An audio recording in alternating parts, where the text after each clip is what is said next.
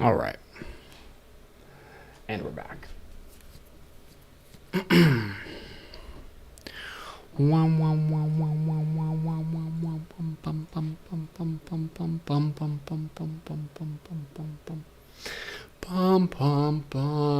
So, I'll end that portion of the stream there because, you know, they're going to copyright me because I think it's, yeah, the music. The music probably got me.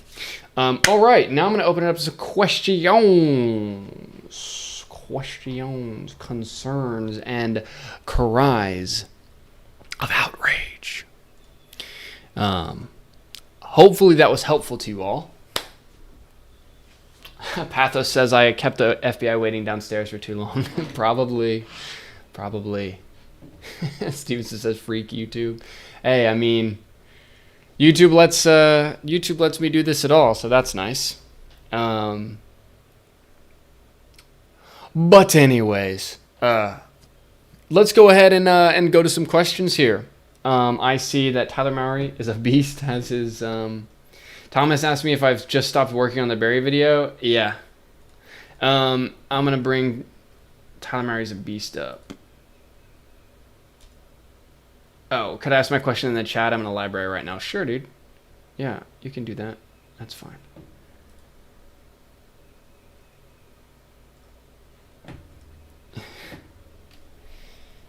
All right.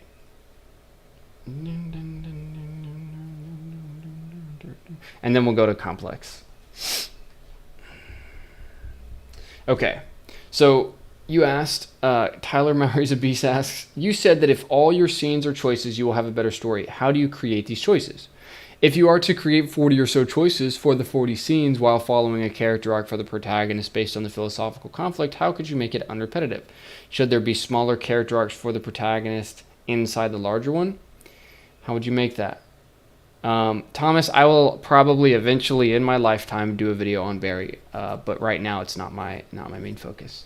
Okay, so Tyler, you're or whatever your name is, you're asking me if scenes are about choices, how do you create these choices? Well, this is where your understanding your plot then comes back in, right? So this is kind of where your structure kind of comes back in to say, okay, well, if I've got a character over here, right? Like, what is my story about? You don't need to overcomplicate this. How could you make it unrepetitive? Yeah, I think you're really getting so lost in the weeds here a little bit, dude.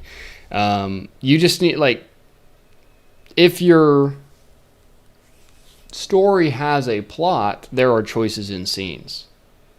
You just need to be conscious of what those choices are.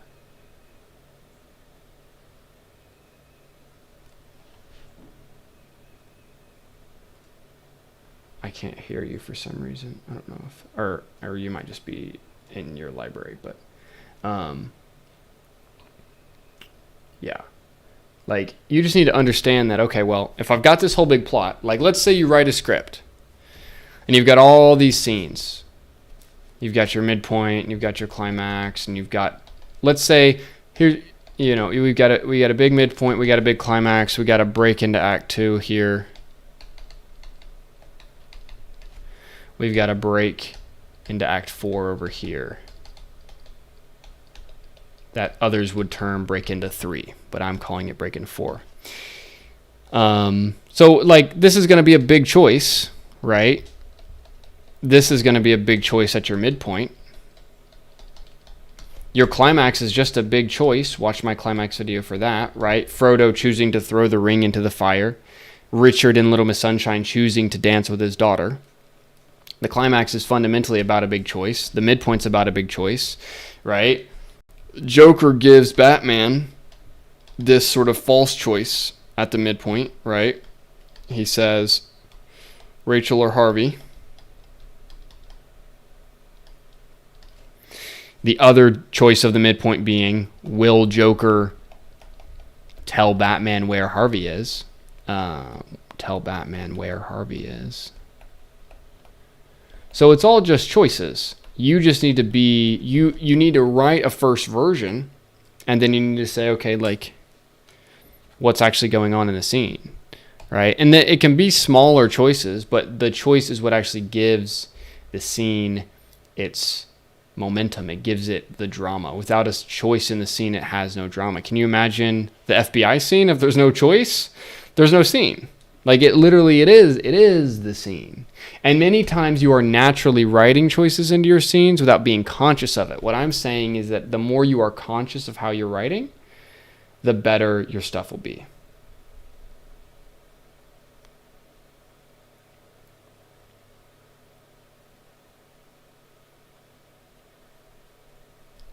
I guess what I'm asking is, how would you fractal down that structure to smaller choices if I was to be re-outlining a scene by scene? Well, it's because you have all of these characters in your scenes, and each of them are going to have their own particular position in your larger plot, whether they're on the antagonist side or the protagonist side, and therefore they're going to be involved in a decision in some way. Like, I would even go as far as to just say, watch a single episode of TV and see if you can identify what the choices are. Like, that will help you so much. Watch one episode, watch one movie, and you'll be like, oh, that's a choice here, that's a choice here, that's a choice here. You would just see it over and over again. And by doing that, then it should make it easier for you to emulate choices in your own scenes, because that's how it works. We're going to go to Complex Ace now. And if you want to ask me a question directly, you can join the Discord linked below this live stream. Complex Ace.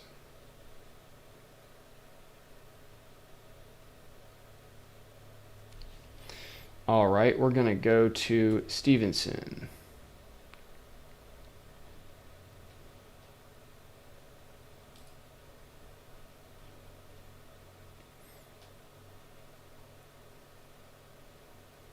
Stevenson, you there?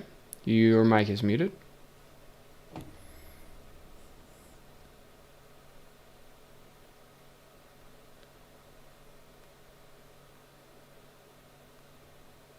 All right, we got two struggling with their mics. Okay, why can't I hear my Discord? 1 second. Hold on. Digital speakers. Okay. I should be able to hear now. I can hear you. How are you? Okay. I have no idea. Well, I want to ask about pacing and writing characters that I can't relate to. Okay. Like, like in terms of pacing, I can make choices like that in every scene, but the last time I tried, it seems like the plot in general seemed too packed and kind of not giving any space for it to breathe. So I'm not sure how to deal with this.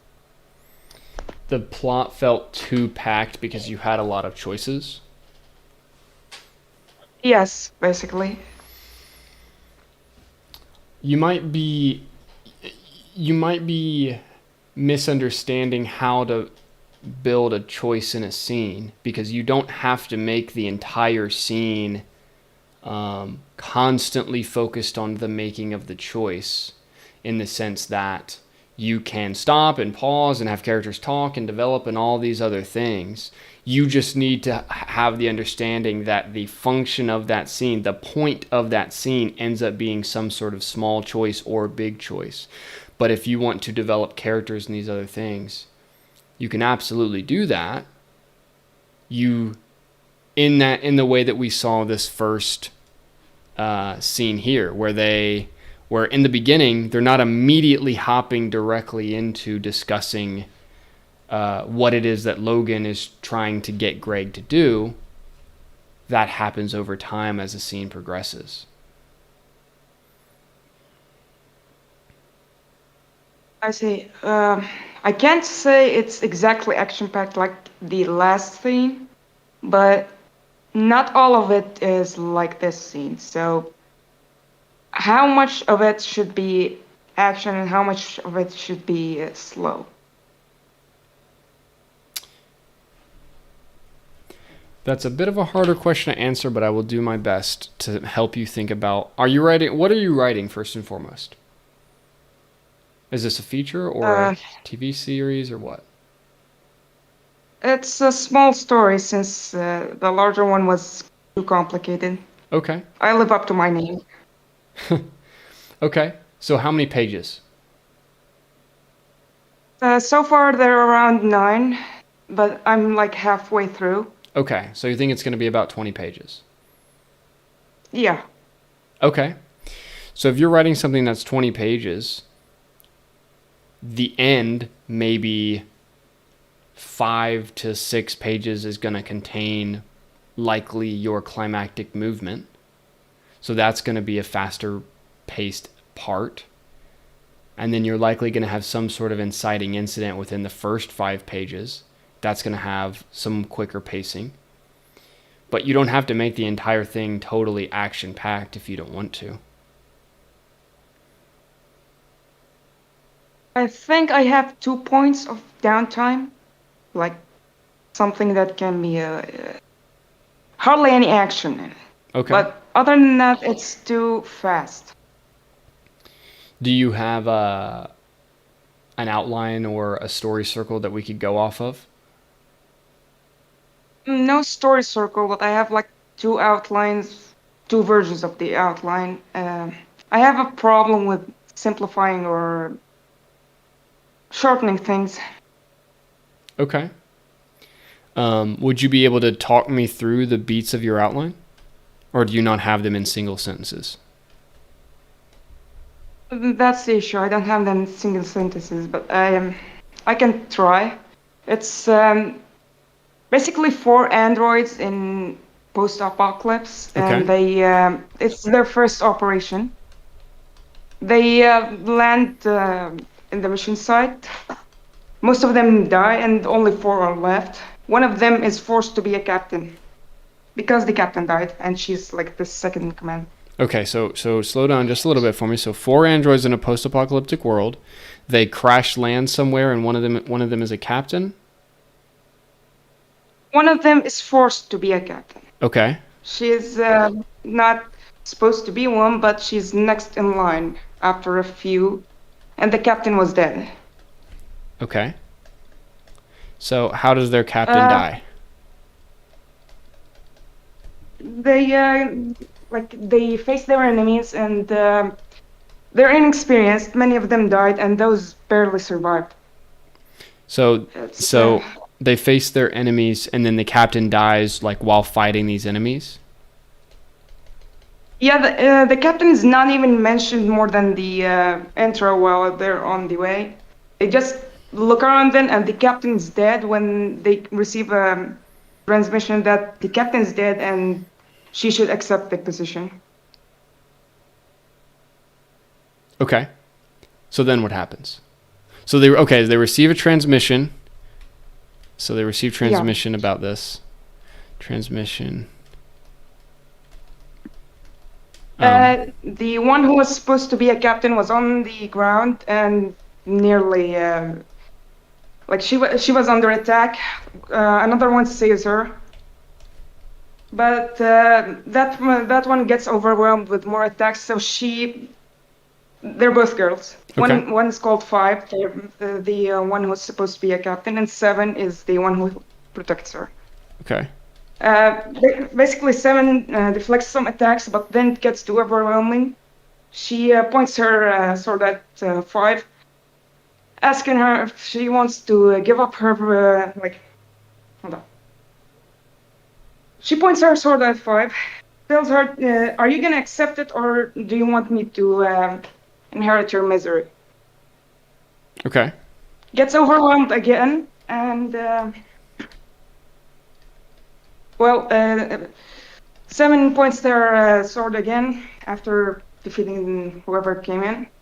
Asks her to decide, but also falls between enemies one more time, and that's when 5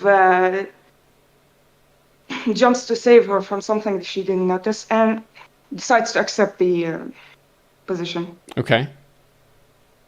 That's the literal phrase first page. So that's how action-packed it is. Okay. And then what happens? 5, like, she's shaking all the time, but she manages to find the 4 left on the battlefield and make an escape plan. They jump, hold on.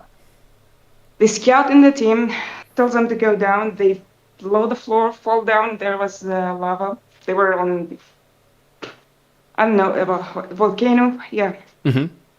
So whoever was following them falls down into that, and they managed to jump to the sides because they had jet engines. Okay. Then the scanner, the scout,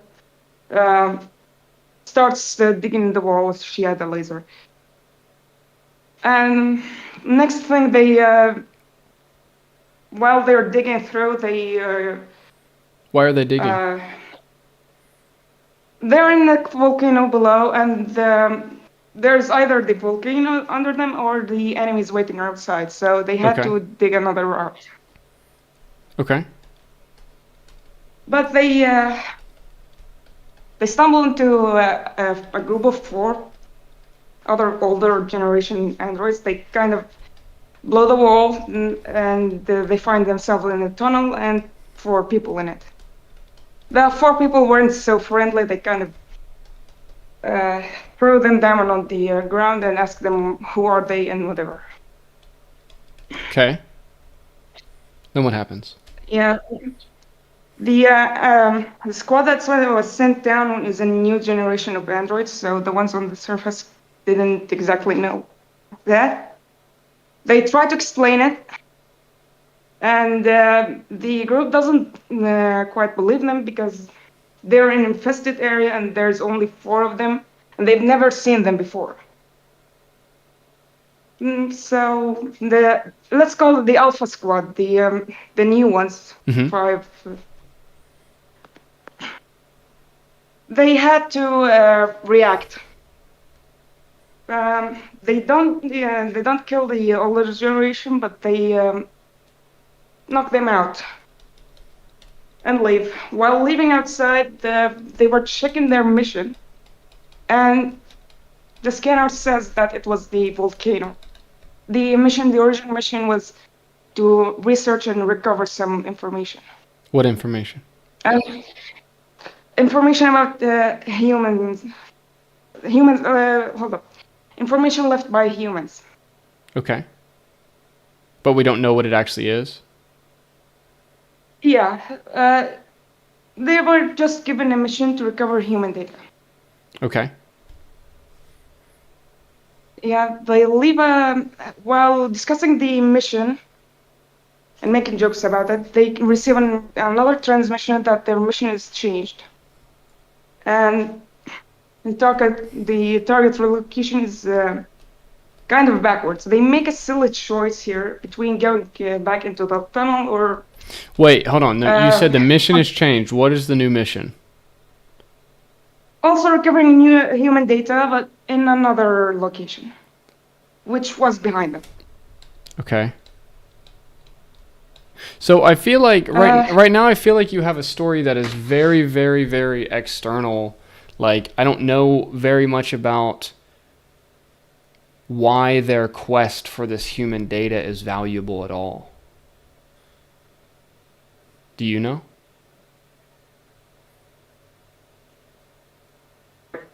And the part where it was on a volcano was actually something they questioned. I left out a lot of detail here. Sure. It's hard to summarize it, so... I understand. But can you give me the significance of the human data? Like, why it matters? The actual human data doesn't matter, but the location does matter. Okay.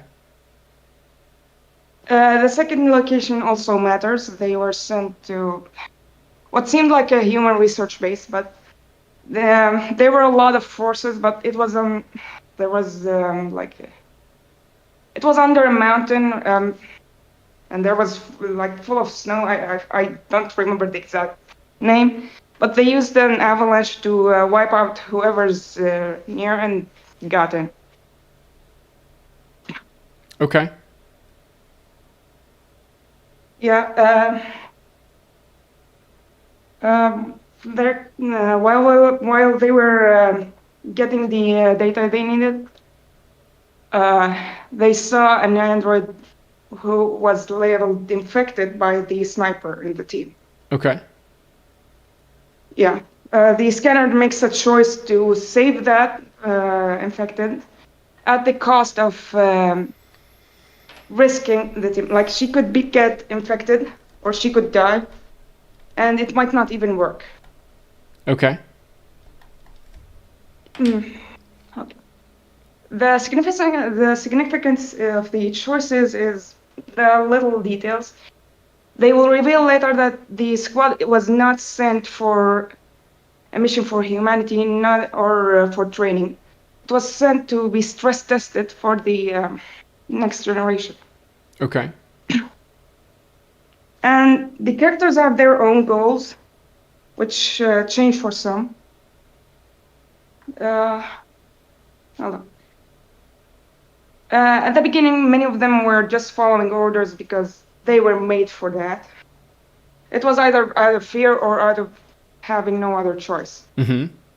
But it changes through the story to find their own meaning for life. Talk to me about that. Hmm? What do you mean by they find their own meaning for life? Can you talk to me about what you mean? They were made as disposable units. So through manipulation and like degrading them, they don't even have names. They just have numbers. They were made to not feel any value towards themselves. But the more they go through the mission, the more they try to value that. Value themselves? It's a different. Yeah. Not just that, but try to seek something they actually want instead of just following orders or surrendering to fear. For sure. What is it they actually want? Each person is different. Like the scout of the team, she kind of wanted to help others, but not be pressured to or be limited by orders or whatever. Okay. I can say she's kind of family oriented in human standards. Okay. So she wanted that. Okay. Five was just she wanted a sort of normal life, but didn't know how to voice it. What does that mean? So What does that mean? What does normal life mean to her? she wanted her friends safe and sound and around her, basically. But she, until the end of this story, she does not know how to voice it, but she actually seeks it. Wanted her friends safe and sound around her. Yeah. Okay. 7 is actually the most clear one about this. Okay. She wants to have fun. What does that mean? Even at some point, how is she trying to have fun? Anything that would be interesting for her. She wants to defy the rules just to. For them, the rules were very strict. Like they couldn't even think about anything other than combat, or they would be punished for it. Okay. So, like, the story starts out with 7 just tying a jacket around her waist for fashion, and she got complaint from the captain that she would be discarded for that.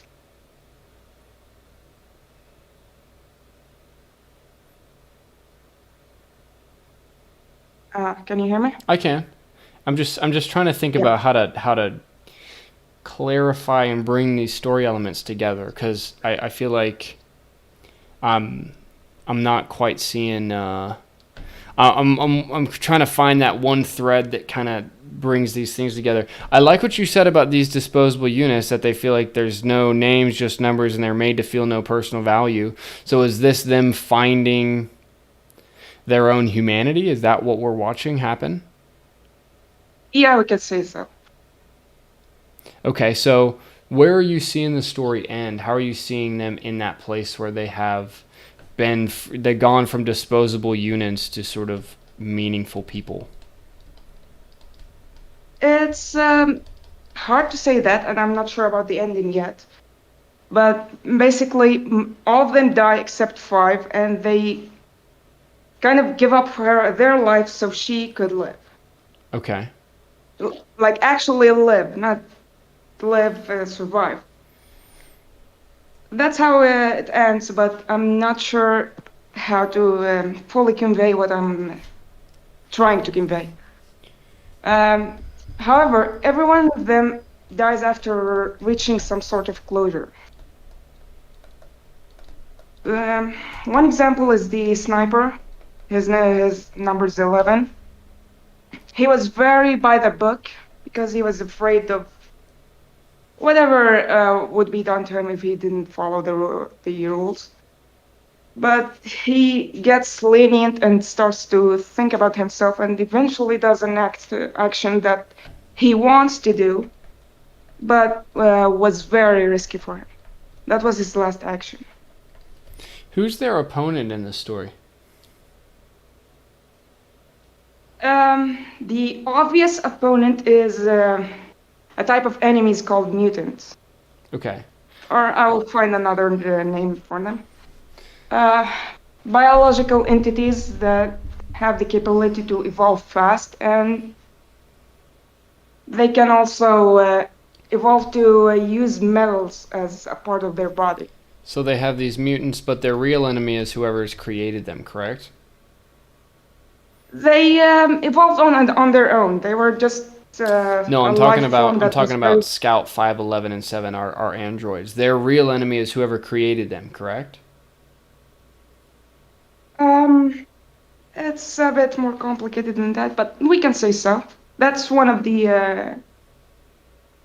Well, what I'm just trying to like find one. here is if they're built to be disposable units, and this is a journey of five, everyone sacrifices for five, and five is able to sort of find her own meaning and gain her own personal value, it seems like their main enemy would the people that told them they were disposable. They were disposable for the sake of the next generation, which is supposed to fight the mutants, which are the androids of the enemies of the androids. So it is debatable, I would say. But it's not going to be touched on in the story, so I suppose, yes, it can be considered. There is a sequel for it, I but an entirely different story.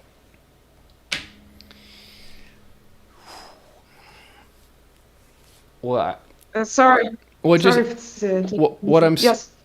it's difficult for me to find clarity in your story if you don't want to have the most meaningful conflict be in this version of the story.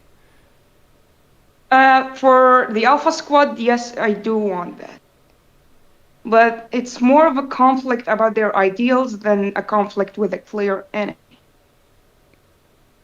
Right, but their ideals are given to them by someone. Yeah, And the ideals they form, like, one of the things I'm trying to say is it doesn't matter who's controlling or whatever. Like, if it wasn't the androids asking, actually, in the end, they find out that the mutants are actually using their stress test data to evolve themselves. So basically, they're being hunted down by all sorts of parties. The idea is not the fight itself with like the external fight. It's more of trying to seek what they want under any circumstances. okay. Do you want this to be like a story with a certain structure flow to it? Do you have a climax in mind or something like that? I think there are two, Okay. but I didn't start it with a specific story structure. Okay. Do you have a climax in mind? It's basically the end where um, Seven sacrifices herself last. It's literally the last scene in the story. What's That's what's what's happening? Do you know what the context is for that yet? yeah. For the second mission, on their way to the third, they kind of defect because 7 and 11 do something against their rules. Okay. Who's giving them the rules? Uh, the android military, let's say. I still don't have a name for it. Okay. I think So the yeah, most important conflict in the story is the mutants are an external monster. I don't think they're going to be super important for what is really being discussed. It seems like the most important conflict for these characters realizing their personal value, it has to be, and you even mentioned that 11 starts by the book, like we need to have a certain sense of what these rules are. Do you know what these rules are that they are trying to follow? in a basic sense, anything revolved around the identity. Anything that isn't just a soldier listening to the orders and then just applying them and waiting for the next order. Okay, so that is their dilemma. Is orders are coming in and they are trying to decide whether or not they're going to follow them. Yeah, Okay. So what are some of the orders that come in that they decide to defy? it wasn't an order. It was something 7 and 11 wanted. So they had some fun. That's it. And the next day on the report, the 5 and 20, 20 is the scanner, the scout. Mm-hmm. So 5 and 20 were ordered to kill the others, or no, it was a self-destruct mechanism in their body. I kind of forgot it, that Okay. point. Basically, their life was at risk just for wanting to do some self-expression. Okay. And at that moment, 20 intervenes and she destroys the self-destruct the Okay. device. Also, she shuts off the communication with the HQ completely. Okay. Here's what I would say. I'm just going to be honest with you. Right now, to me, your story is very unclear. I'm not able to see what's going on very well. If you are able to bring an outline forward or something, I would love to be able to help you that way. Or if you're able to actually finish it out all the way to the end, because I know you mentioned you have half of it. Right now, I'm trying to find something that I can kind of hang my head on to maybe help you. But right now, I'm just not being able to see your story with any level of clarity to help. I feel like I would need something written on the page because right now I'm kind of asking questions about your story and it seems like you're saying, well, this is debatable or that may or may not be the case. And every time that happens, it means that I have no clarity on your story. So, thanks for hopping on, but I would highly recommend, I would love it if you could bring me some sort of outline, some like of any format at all, something I can actually take a look at so that we can actually agree together on what's going on in the story, because right now I'm not able to see it with that clarity. Sure, thanks. There is one more question, Okay. if you can answer it in general. How to write the character I kind of hate, but is important to the plot. It's hard to relate to them and come up with ideas for them. Like, even if I had the personality down, it's still hard to make them make sense or have some impact. Sure. That's one of the hardest parts of the story. I think you need to understand what that character believes that makes them who they are, and find a way to argue for that perspective, or find a way to say, like, how could that perspective be beneficial at certain times. um, it comes down to your ability to get in the shoes of that character and understand what they believe and why, and see it through a lens of how a human being could actually believe this, not from the lens of this is a terrible person and I'm trying to write a terrible character. You have to find the empathy within yourself to literally get in the frame of mind of a person that would act in that way. I see. So there's no easy way to relate that. Like, is there some strategy sometimes? Like, I don't know, imagining them as someone else. I tried that, but it doesn't always work because the characters don't always have a look-alike that I know. Sure. I mean, a lot of it is actually opening yourself up to a level of empathy to where you could look at another person in that way. Because a lot of us are tied down by our own personal egoic beliefs that make it very difficult for us to get fully in the shoes of a character we are trying to represent that does not believe how we believe. One of the biggest difficulties in writing is being able to voice characters that you vehemently disagree with, because people don't want to do that. People don't want to humanize those who hold opposing beliefs from them. It's very difficult to do. I see. Thanks. Thanks for hopping on, Complex.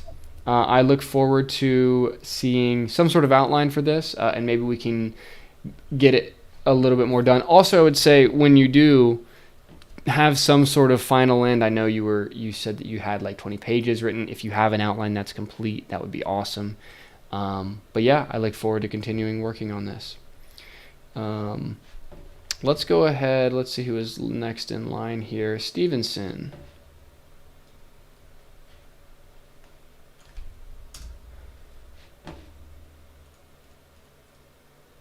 What's up, Stevenson? How are you?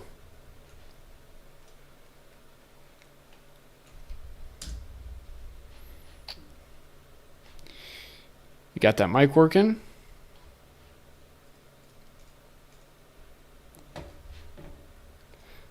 All right, we're going to go to who's next here. Let's see. Pathos 316 next in the Discord. Hello, can you hear me? I sure can. What's going on, man? All right. So, yeah, I've been chatting up with Storm in the side thing. But yeah, so I'm currently working on a historical fiction. It is about it's about a hustler in New York City. It's an LGBT themed. I was inspired by watching Fellow Travelers, which is a fantastic, well-written show. Can't speak highly enough about it. But suffice to say, this story is about a hustler who gets roped into helping the homophobic father who kicked him out, who's like had a stroke and is now wheelchair bound. Okay. He goes out to his hometown, has to in the process of helping out his father, who's a curmudgeon-y, homophobic, whatever.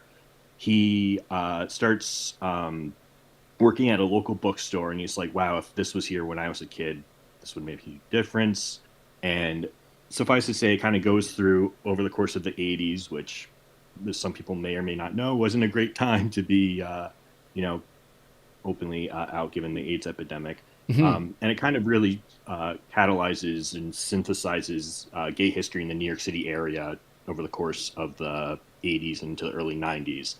And it mostly discusses themes of family and sort of where you can get your, sort of sense of satisfaction from, whether or not it's a life-fulfilling choice or whether it's, if family is something that you're born into, has nothing to do with whether you live a good life or not. It's just kind of an obligation, which is the view of the father figure. Anyway, that is, I know I'm kind of summarizing my whole story very quickly here. But my question has to do mostly with dialogue and how to present characters' points of view through, and this is mostly informed by another great YouTuber on the subject of writing dialogue and characters of Local Script Man. How we had this whole discussion about using dialogue through the lens of, he uses enneagrams, which I'm on the fence about, but kind of using that as a way to filter information out between characters. And for the life of me, I can't find a satisfactory personality for this protagonist, because who in the world would be simultaneously, in the course, or not simultaneously, but in the course of their life, go from being a hustler in New York City to being a caretaker to then working for and then owning a bookstore? It seems like that's a big shift, and I'm kind of really stumped on how, like, is that someone who's, again, to kind of lean into the Enneagram thing, is that someone who is, I guess, a 7, like kind of a more sociable character, but then do you want to, he's fiercely independent because he was kicked out as a kid and he's like, he had to, live on the street for a bit. So it's like, does that make him like more of a protective character who's like kind of, isn't it a fiercely independent kind of character? Okay. So I know yeah, go ahead. Is your question about how to present character arguments in dialogue or how to create characters? It's a bit of both. It's a bit of how to filter, like, or I rather, let me get my words together here. It's how best to like filter character dialogue through the lens of personality, and like how to, I guess, sort of craft personality that makes sense. Like, for instance, yeah. How to craft character personality that makes sense. Yeah. So if I go back to this scene that we were looking at today, right, where we have Logan and Greg here, I don't exactly know the exact process of Jesse Armstrong, the writer of Succession, and how he created these two characters. But what I do know for sure is he had to have some level of real world experience in the world of deal making and in dealing with people like this to present them with the realism that he is able to do so. Now, if you are trying to create a character in a story like a hustler from the 80s that you don't have a particular experience with, I personally would not go to the Enneagram to create that personality. I would see what you could find online of, let's say, like maybe a documentary of a hustler telling their story through this particular time, or finding real world people that you're able to base your character's mannerisms or sense off of. Because when you're talking about, like, I don't believe it is possible to fully and completely bring out a character personality out of nowhere. You have to work from something. We are not like we only have the ideas that we have observed. We are not an infinite source of ideas. We can only take from that which we know. And I think one of the reasons that people talk about write what you know, what that really means is that you cannot write character personality and character situation without having some level of an experience of that yourself or researching that sort of world. So if you're trying to write this story and create this accurate character that's this hustler in New York City in the 80s, I think you need to research that world. You need to research New York City in the 80s. You need to research LGBT culture in the 80s. You need to research real people and then use those images of those people, or that sense, right, that personality you find from them, and be able to listen to them enough to write in that voice. So I think based on the story that you're telling me you want to do, I love the idea of your 80s hustler and their father who is anti-LGBT and needs their help. That creates an immediate and very clear both philosophical and emotional conflict in the story. I think that's great. But this sounds to me like a story that will require a lot of research on your end if you really want to make it with that depth. Oh, of course. And in that case, I'm on fantastic footing. I've been, there's some great Facebook groups I've been recently joining that are of, gay men who lived through the 80s, and they're fantastic photos and everything. I've been reaching out to them, getting their input. A lot of great books from the period itself. There's Dancer from the Dance I've been reading, which sure enough features a hustler character. I mean, it was the 70s, so of course you're going to have that, as it were. And I suppose other than that, I mean, because this is almost a side question. I also want to be mindful of everyone else's time here. But I guess sort of the hurdle I'm having now, and I've mentioned this in the chat a little bit, is that the first act of the story, if you can picture it as a story circle, its first act sort of or the first 4 chapters, I should say, introduces the character who's hustling.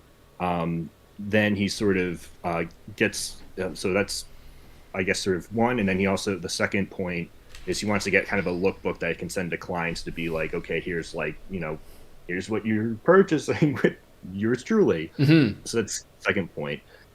Third point, he gets the call from his brother saying, "Hey, Dad, your dad's had a fall or some sort of aneurysm, stroke thing." Mm-hmm. And they meet for lunch, and at that point, the main character, and after getting told like, okay, if you take this up, you'll get like room and board, you'll just be out on Long Island in Sayville, your hometown, and you'll just be a caretaker looking after him. And the main character at that point, because he's like still like wants to be a hustler, turns that down. So that's like the point 4. Okay. Point 5, he meets up with the photographer character, and they hit it off and actually start a relationship because chemistry. And he gets what he wants. So point 5.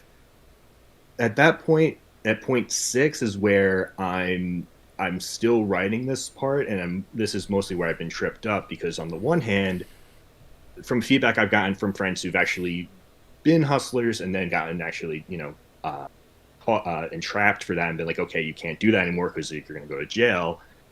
That's sort of the route I was originally going down, where it's like I'll have the character get entrapped at like Port Authority bus terminal or something. And I think the 6 needs to be from the father, in the sense of like that point is where they move in together, or he's unable to escape moving in with his father. The 6 does not need to come from the hustler side. The 6 needs to come from the other side of the philosophical and external and emotional conflict that is his father. Interesting. It was originally my other thought too, and kind of I was percolating it in the chat, was having it be like, due to some sort of wound that he had as a character, he doubts whether what he has with the photographer love interest is like even real, and he's like, I can't go through with this, or it's like, I can't be what my partner needs to be, so that propels him to choose to go back with his father. But I'm also not really loving that either. So tell me a bit more about what you're thinking. I think that's still weaker. I think the big problem for him is that his father is sick, and or is disabled now, and he has to move in and be with him. That is the biggest problem, and I think that, and so he can refuse the call to adventure right at the 4 and say, I don't want to do this, and he goes the other way. But I think he cannot escape it. And what we're seeing at the 6 in the beginning of this story is that he cannot escape it no matter what. He has to do this. And so it is a point where, and maybe the father himself like calls or something and is like, listen, if I could go somewhere else, I would, or blah, blah, blah, blah. But we have to do this, or he just physically moves in, something like that. But I think your 6 is absolutely that the father physically moves in, and now we have this new situation that you're going to go forward on through the rest of your series. Interesting. So, admittedly, I mean, I'm thinking through, because as I have it written currently, the main character lives in New York City in the 70s, which not the most wheelchair-friendly place I can think of. Off the top of my head.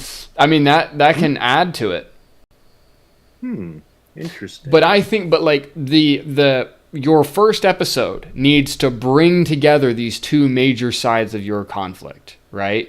And if you watch Breaking Bad, we don't wait till episode 7 to actually have Walter White making meth, right? He makes the first batch and has to kill drug dealers episode 1.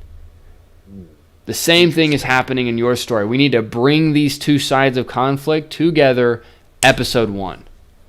And thankfully it's just long form fiction. It's not quite a screenplay. I would if I could, but I kind of prefer the long form. Anyway, I get your point though about the immediacy of bringing those two together.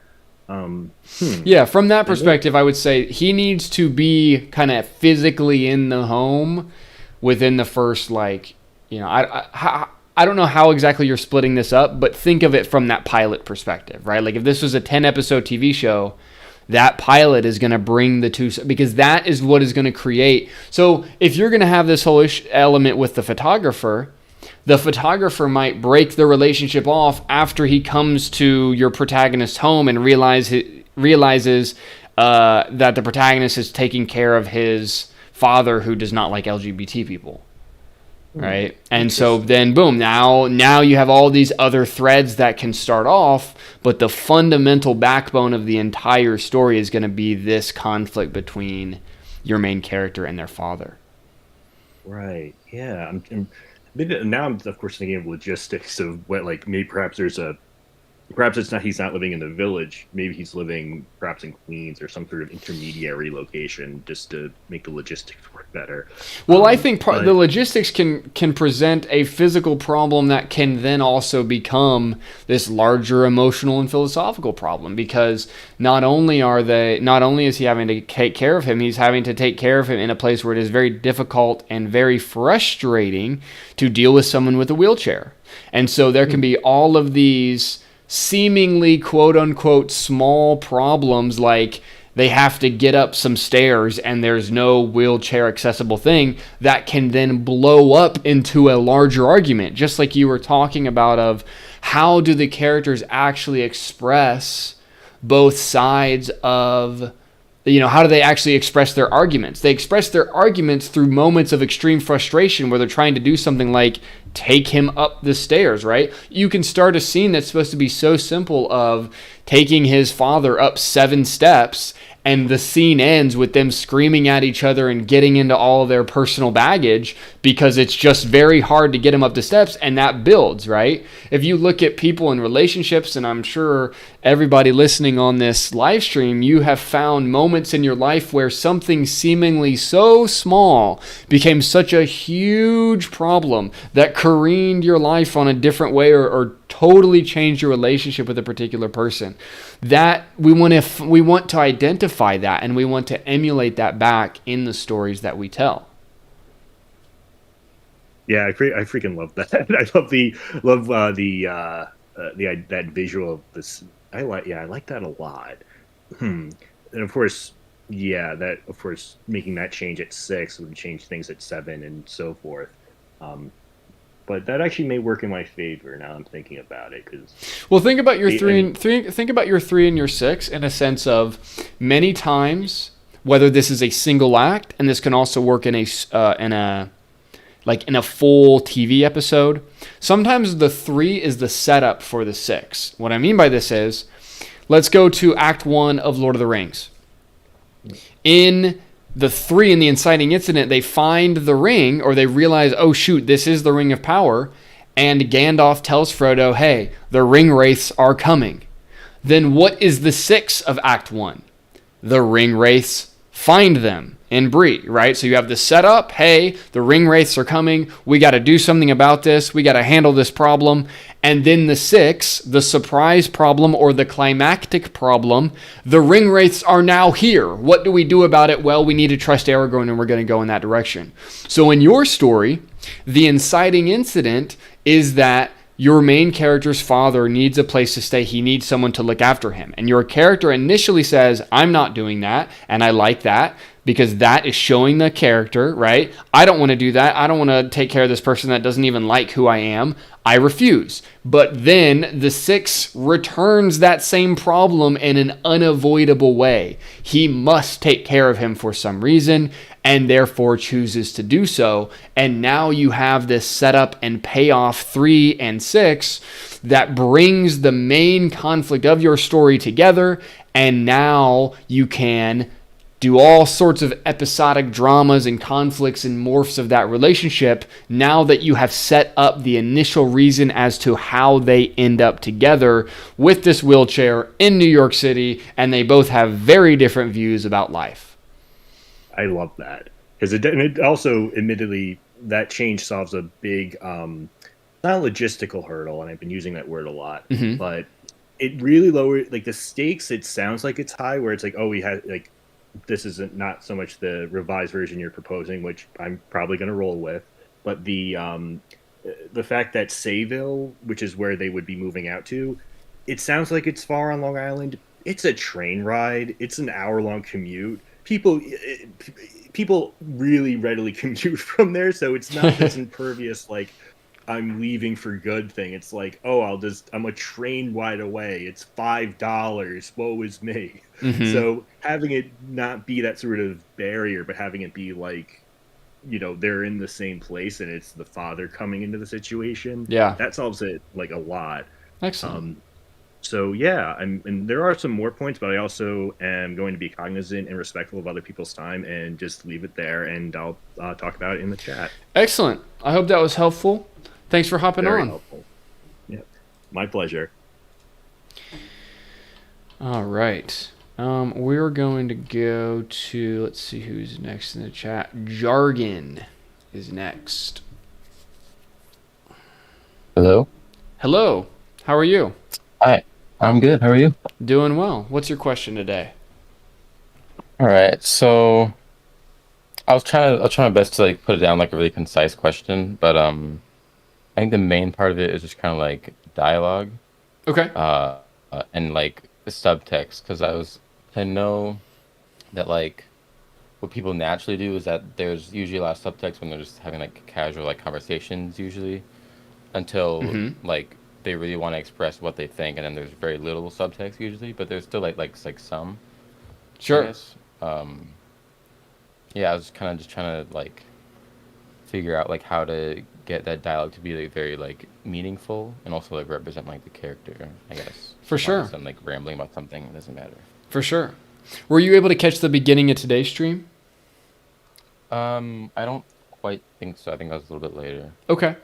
So today, what I took a look at, and I think this is something that you can kind of use to see subtext. This scene here, so to get a sense of what the ultimate purpose in the scene is going to be, right? The thing that is going to be said in the actual dialogue, that's going to usually be whatever choice is happening. In this case, in this scene that I showed at the beginning, Logan Roy wants Greg, the other character in the scene, to sign a document and to move over to his side.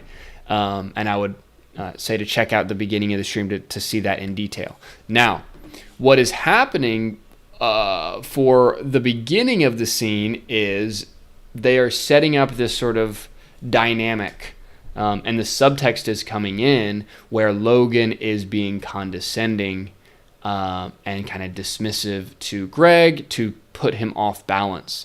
And I'll play this again here just so that you can see this. And so the subtext is going to be that the body language and the emotion of the words before we actually get into what choice is being presented in the scene.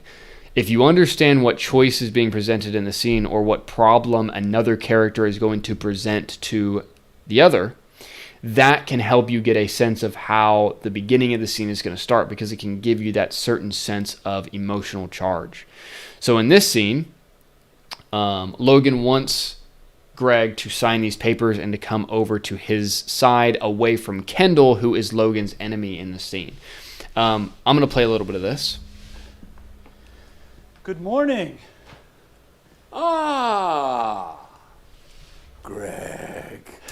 Already, if you can hear this, I hope you can hear this through the Discord. Yep. Already he's being condescending.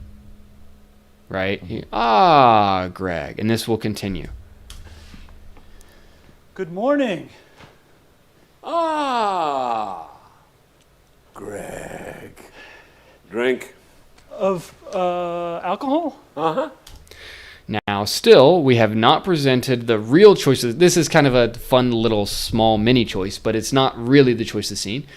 But this, again, Logan is pushing him to make this small thing, right? To take a drink. He is pushing him to come into his frame already in the scene. So already from that subtextual perspective, he is pushing him around. And so this is setting up a dynamic in the scene before we actually get into the meat of it. Sure. It's early, but yeah, I think I'll actually have me a nice glass of rum and coke. Carrie? Can we bring Greg some Coca-Cola? No, it's fine. The way he says Coca-Cola is also subtextual, right? He is mocking him for wanting Coke with his drink, right? All these are little elements of understanding human communication, and this can be learned by observing real life human communication, and it can also be learned by studying well-written shows like Succession. When you go later on into the show, or later on into this scene, we actually get to what they're here to discuss in in the actual text, which happens very soon. No. What Greg wants, Greg must have. Still being dismissive. Like, so kind. Ridiculous. I know. You and Kendall have been hanging around a lot. Now we get into actually what the scene is about. He's going to say, hey, I don't want you hanging out with Kendall anymore. You work for me. You don't need to be associating with my son / my enemy. And later on in the scene, he raises the stakes of him by presenting him with a choice right now. Keeps you dry. It's interesting. It's very interesting. I think I would have to speak to my lawyer, Pugh, who is often unavailable during daytime. We have the paperwork ready for you to sign. So this is the obvious and blatant choice in the scene, right? And the whole reason for this 3-minute long scene's existence is that Logan wants to give him this paperwork and wants him to sign it. But the subtext is the way in which the scene is actually playing out, the way that the body language is playing out, the fact that, and again, I showed this in the beginning of the stream, you can see the recording of it on, actually I had to stop the stream, so the other one should be already under the live tab under my channel.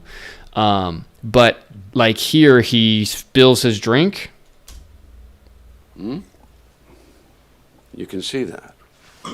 Here, I'll let this play, because this is another little... Purely social, Let me just let this play for you. People have been hanging around a lot, correct? I am. It's purely social, The thing is, your position at Waystar could become complicated if you get too associated with them. You can see that. Strong. Wow. Nice and strong. Strong one. Strong for a man. The FBI, as you know, have been poking around our offices.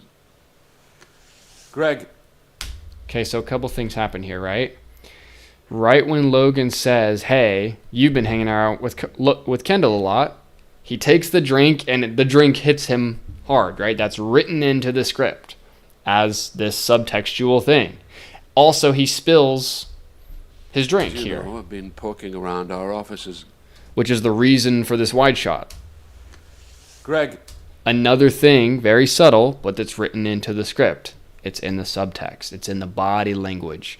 Because what subtext really means is emotion and body language. That's all it really means.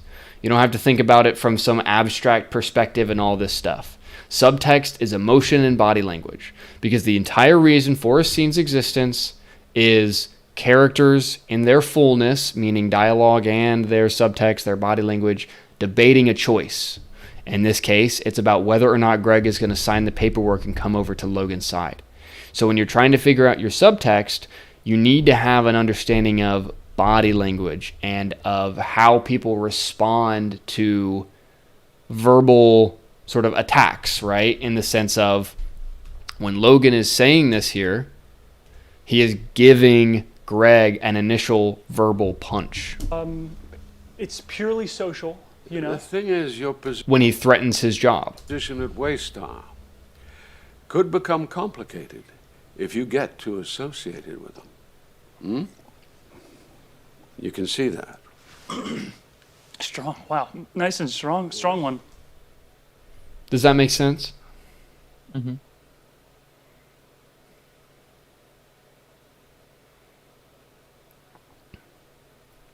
Does that answer your question? I think so. Yeah.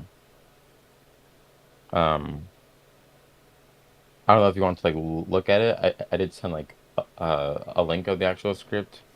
I think it's just like uh Where at? in the submit a project channel. Let me see. Disconnected? Mm-hmm. Google Docs, I know.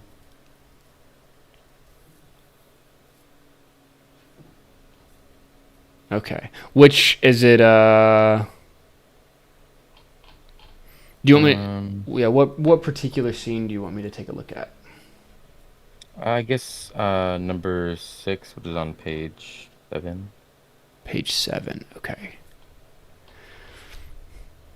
Which is this is kind of like a climactic like scene, I guess, where it's like this determines whether I guess like the basic like the concept of this is just like these two friends are trying to decide how to spend their free time, and like it seems like they are spending it until they keep like disagreeing on it, and they really haven't solved anything. They just kind of like pretended to solve it, I guess, just to do something.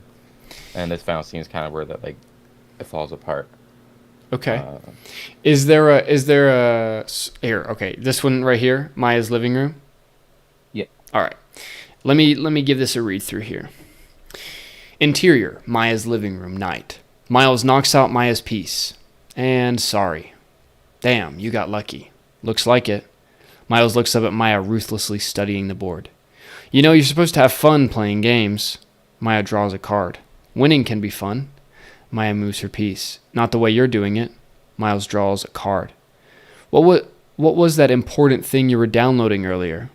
Well, I saw a video about this mysterious game or app, or I'm not really sure what it is, but it's almost like it knew what I was thinking. Bzzz. The lockbox vibrates, startling Miles as Maya looks up at him. Don't. Just finish this game verse. What if it was yours? It wasn't. And that app thing sounds dumb to me. But it sounded kind of interesting. Like, don't you want to know what it is?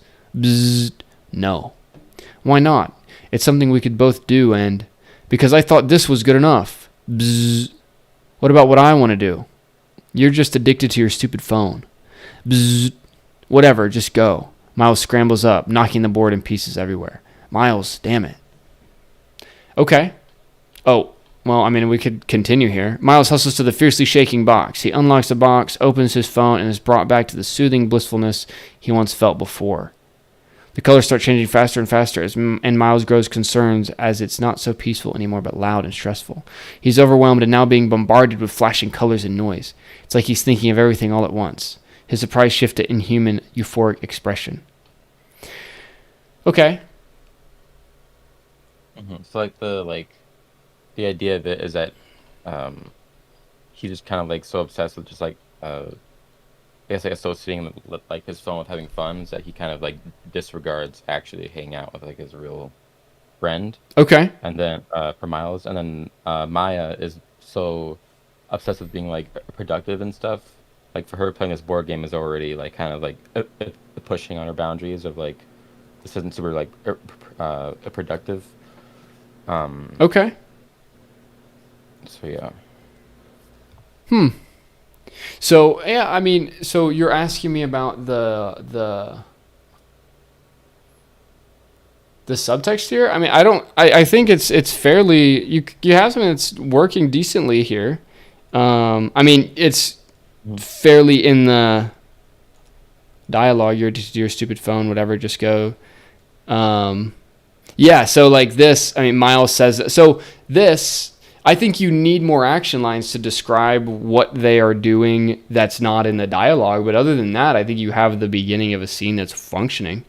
Like this wouldn't be just an empty dialogue point. This would be like Miles looks over at the box and then back to Maya, and then she says, "Whatever, just go," right? Like something like that. Yeah. And then I was gonna put something there, but I kind of I forgot. I think a while ago. sure. But I mean, that's fairly clear to me. And then clearly he wants his phone more than he wants to play the game. You could have, I don't know, obviously I didn't read the whole thing, so I don't know what was happening above, but you could like begin establishing where the box is, or establishing that his phone is in the box at the beginning of this scene. Which, Yep. and that could also play into your subtext dynamic, because if she doesn't even want him thinking about the phone at all, and she could make that known through, so like you start with Miles knocks out Maya's piece, and he goes, "And sorry, damn, you got lucky." I think if you wanted to show Miles' distraction from the beginning in the subtext, it could be him glancing over at the box, and then Maya's the one that like knocks his piece over to snap his attention back to the game, and then we've already established that his attention is elsewhere, and you are playing with that from the beginning. Okay. I could see that. 'Cause yeah, like before this, it's like Maya, in like a previous scene, she like it takes his phone and then locks in the box. She's like, "Oh, this is good for both of us." And then after that, they have like a little argument about what they should do. And then Maya. Where is that? proposes- Where's the scene Uh, where she locks it in the box? That'd be scene. I think a 3 is like right when it takes it. Right after Miles uses the app for the first time, so like the audience kind of like knows that the app was like weird, I guess. I see. Snagged out of his hand, she starts towards the hallway. "What are you doing? Doing us both a favor. Take some more. What if someone calls me? You'll hear it." Yeah, I mean, I think this is. You've got scenes where characters are actually acting. I think that's a good start here. Do you only have 2 characters throughout the whole thing? Yep. That can work. Sometimes more characters just make the whole thing feel larger. But I mean, I'm not hating what I'm reading here. Like, I think you've got choices that are working, and you can definitely do smaller things to bring up that subtext for sure. Like how I was talking about with flipping who's actually starting out. Maya knocks his piece because he's distracted. But yeah, I think based on what you're asking me, I think you're on the right track. Okay. Yeah, because my like kind of like idea for like this, like the start of the scene, 'cause like in the previous scene, Maya kind of like gets her way, I guess, because like she like ends the argument by saying like, or like Miles says sometimes it's good to do nothing, and then Maya's like, "Oh yeah, look how far that's gotten you," because in a scene at the beginning, he was like really nervous about like telling her about like the finals. He was like, "Oh yeah, they were finished," that kind of establishes that he's not very good at like school. Mm-hmm. And then in this scene, or then in the scene before, scene 4, which is where they have like another argument. Eventually gets to where Miles says like, "Oh, sometimes it's good to do nothing and not always be doing everything," and Maya's like, "Yeah," and like how far that's gotten you. It's like, it kind of like wins in like a sort of way. Sure. But like not really, because they're not really like actually acknowledging it. They're just kind of throwing the punches at each other. Yeah. And like at the beginning of this scene, I kind of wanted to have like Miles have a little bit of like the upper hand, being like basically like having the game represent kind of like Maya's life and how she's so obsessed with like trying to do everything like the correct way and like winning and being productive. And then Miles is like, it's just about kind of like experiencing it. It's not always about having to win, I guess. Sure. Well, it seems like he's got a whole other thing going on with this app and this game, right? Mm-hmm. So, I mean, I think that's interesting of, on the side of, on Maya's side. I'm also interested to see how you play this app thing. Is this script done? Almost. I was trying to finish it. I already sent out like a script side to like auditioners and stuff because I wanted to film this in the next like month or so. Okay. I'm just kind of finishing up like last pieces of like a dialogue and stuff. How does this app play in? Because like I feel like it's he's overwhelmed with being bored, flashing colors and noise, like he's thinking of everything all at once. Surprise shifts to an inhumane, euphoric expression. How are you seeing if he's supposed to be the one being like, hey, you don't have to be productive all the time, how is this app playing in? What is the app? I think it's basically just like what's the word by something with the I like you like advice almost. It's like his like worst when he's doing like literally nothing. He's just kind of like wasting away his time just looking at like social media. That's kind of like what's supposed to like represent. It's like the overuse of like social media and just kind of like doing nothing but thinking you're doing something. Cool. And it's like his like like worst side is like sitting there for hours doing nothing, which I have done so many times. But and then my like locking it away is like kind of showing like how they could help each other, but then eventually ending up with them both failing to like, I guess, like help each other or like find a way, find an in between, and that's kind of like the ending. Was that I kind of want them both to fail, so the audience can think of, okay, well, what would have worked if there was a compromise, I guess. Cool. I like the idea. All right, cool. I think that's about it, I guess. I can't really think of anything else. Excellent. Yeah. And I would definitely recommend you go back and watch the beginning of the live. I will actually, today's will be split into 2 recordings because I got copy struck. And so you watch the one that's already up today. That one I go really in detail about like the actual energy flow within that scene. And hopefully that'll be helpful. All right. Well, thank you so much for your time. For sure. Thanks for hopping on. Yep. All right. Ladies and gentlemen, I'm going to go ahead and wind it down there. I hope you learned something today. I hope this has been both fun, entertaining, and hopefully informative as well. I will be streaming once again tomorrow. And I hope to see you all there. I hope you, and I would highly recommend you guys work on, like, maybe do an exercise, write some scenes, and think about what the choice is in that scene, right? Because the choice is going to be the most important piece of a scene. If you understand how to write choices into a scene, you will understand scene writing. I also have a video on my channel called How to Write a Perfect Scene. You can watch that video for free right now. If you enjoyed this, I would really appreciate it if you gave the stream a like, subscribe, all that jazz. Colin, thank you so much for the $19.99 super chat. You're the man. That's my main man, Colin. We go way back, all the way back. We made some shorts together. That's my guy. Good to see you, bro. I hope you all have enjoyed today's stream. And I'll see you next time. See you tomorrow.